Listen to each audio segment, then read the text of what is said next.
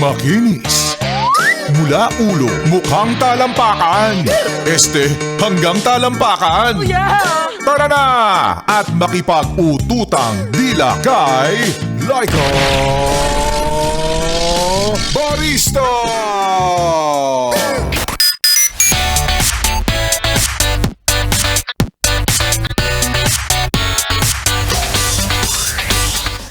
Kaway-kaway para sa iyo, yes friend, na nung nalaman mo na may 4 pa siyang kausap na iba, pero thankful ka pa rin kasi pasok ka sa top 5!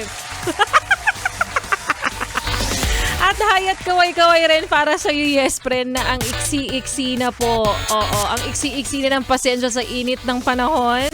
At para din sa iyo na minsan lang magprito ng itlog na hindi sunog.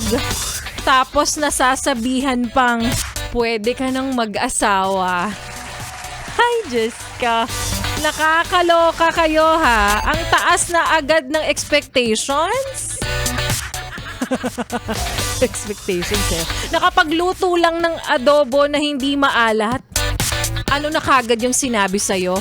Hi, wife material! Kakaloka. Tigilan nyo nga kami dyan sa mga pwede ka na mag-asawa. Pressure na yan ha. Yung iba nga dyan, hotdog at itlog lang ang kayang iluto. Tapos dahil marunong magsaing, ano akala nyo ready na sa forever? Ready na agad mag-asawa? Hindi nga niya kayang i-budget yung pasensya niya. Kaya again, hindi porket masarap magluto ay gusto na agad mag-asawa. O aasarin nyo na agad na mag-asawa ka na. Kasi minsan ikaw na tumitikim. Gutom ka lang kaya nasasabi mong, wow, grabe naman, wife material. Sige nga, 2 araw ka na kasing nagpapansit kanton. Siyempre, pati prito talaga magiging special na sa'yo, B. At saka tigilan na. Tigilan na yung pamempressure doon sa mga, ayan nga, marurunong magluto. Kasi yung iba dyan, kaya lang naman masipag magluto kasi ayaw maghugas ng pinggan. At tandaan po natin, hindi basihan ng forever ang masarap na menudo. Kasi minsan masarap ng magluto, pero ang ugali, parang ketchup sa karinderya. Akala mo bago. Yun pala, hinaluan na ng tubig. Anong connect? Anong connect? Maayong hapon para sa mga maut at gwapa na yespre natin. Kasama nyo na nga kapiling, kachismisan, kakwentuhan at kaututang dila rin. Yes, totoo. Hindi ka nagugulumihanan, hindi ka rin naalimpungatan para sa mga natulog na naman dyan tapos isweldo na naman sa katapusan. Iba rin. Grabe, saan mo kinukuha ang kakapalan ng muka? Hindi na lakas ng loob kakapalan na talaga ng muka. Laika Barista na nga ang iyong kasama 3 p.m. to 6 p.m. dito sa iyong solid na paboritong kabanding. Ang 101.1 Yes! FM. Uy, nag-aabang sila. Mamimigay ka ba, Laika Barista? O, pass mo na tayo today. Mag-replenish lang ako ng budget. Yes, pero tuloy-tuloy pa rin siyempre ang pamimigay ng Yes FM ng papremyo kasama ang ACS. Oo, 500 piso para sa US friend. Siyempre, dire-diretso pa rin yan. Tuloy-tuloy pa rin yan. Para sa mga mukhang pera, tulad na lang ng DJ na nagsasalitang si Laika Barista. Dahil kung pwede nga lang, yes friend araw-araw kami mamigay para sa inyo kahit galing pa sa bulsa namin. Aba, bakit hindi? Kaya lagi lang kayong tumutok sa programa ng mga DJs ng 101.1 Yes FM sa kung paanong paraan po namin ipinamimigay ang 500 piso na yan. Mamaya abangan nyo po kung sino pa ang mamimigay at congratulations sa ating mga winners na kanina. Sa winner ni Sexy Megan, si Junsky Milagrosa, at sa winner ni Rico Paniero, si J. McNeil Trinidad. At yung winner ko kahapon, si Eleanor Batinga. Congratulations sa inyo. Kaya tumuto ka lang, yes friend, huwag mo nang ilipat ang iyong stasyon.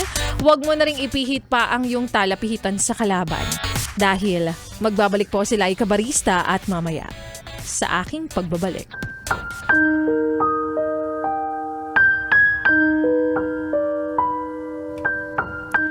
Nagawa mo na bang sabihin ng diretsyo? Walang paligoy-ligoy na pasensya ka na. Kaibigan lang kasi talaga ang turing ko sa'yo. At yan nga, yes friend, ang kwento na ating mapapakinggan mamaya sa aking pagbabalik para po sa ating Laika Barista Moments. Kaya ituloy pa natin, yes friend, ang pakikinig mo sa mga kantahan ko ngayong hapong ito habang kasama rin ang ilang yes friend natin na nakatutok ngayon, nag-message at nagpapabate. Happy listening po sa mga yes friend natin hindi nagpapatinag kahit napakainit ng panahon. Grabe, dito din sa Pasay, like parang, ha? May branch ba ng impyerno dito? Charot. Ellen Fauni, sana naman mamaya DJ Laika, ako na ang susunod na mananalo. Abay, abangan mo. I-manifest mo, ipag-pray mo lang, yes friend. Oo. Na ikaw na ang susunod na mananalo ng 500 piso mamaya sa programa ni Ganda Wanda o kaya naman ni Biboy Bibo. Ilan pa sa mga yes friend natin nag-message ngayon sa aking Facebook fanpage. Happy listening sa'yo, Richard Valderrama.